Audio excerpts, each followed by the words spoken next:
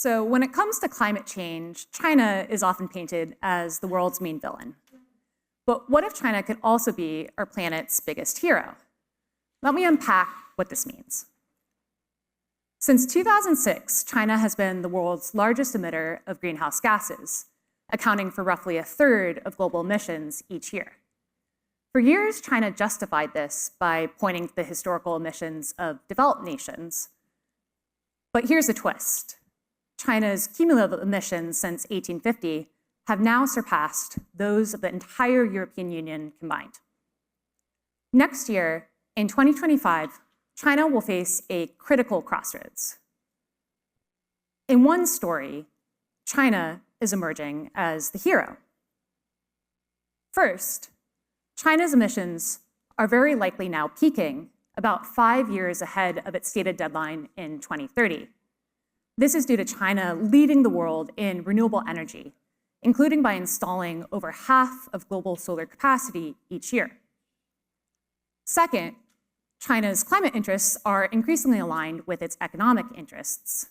China has become a dominant global force in clean technologies, especially solar, electric vehicles, and batteries. Over half of new vehicles sold in China are now electric, and Chinese companies now account for over 75% of global EV sales. So the clean energy transition is no longer just about cutting emissions, it's also a major economic strategy. And third, China is stepping up its role in global climate governance. At this year's UN Climate Conference, China played a key part in securing a major new goal on climate finance by agreeing to voluntarily count its own contributions despite still being classified as a developing country. But there's another story too. While China's emissions are likely peaking, it's still well off track on many of its other climate goals. So in order to meet China's target to reduce carbon intensity by 18% during the 14th five-year plan, for instance, as you can see behind me, emissions need to fall by 4 to 6% just next year. China is also still approving coal-fired power plants, even though those approvals have slowed, and energy consumption is rising much faster than expected, meaning even more clean energy will be needed to meet China's goals. China's clean tech dominance is also causing challenges.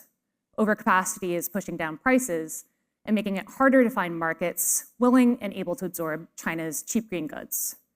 And of course, above all, extreme weather events, fueled by climate change no less, are hitting harder each year, meaning that China will need to adapt its economy and infrastructure to these impacts while still not letting up on its decarbonization agenda.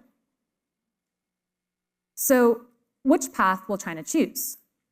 In 2023, we launched the China Climate Hub to support the international community's engagement with China on its climate agenda.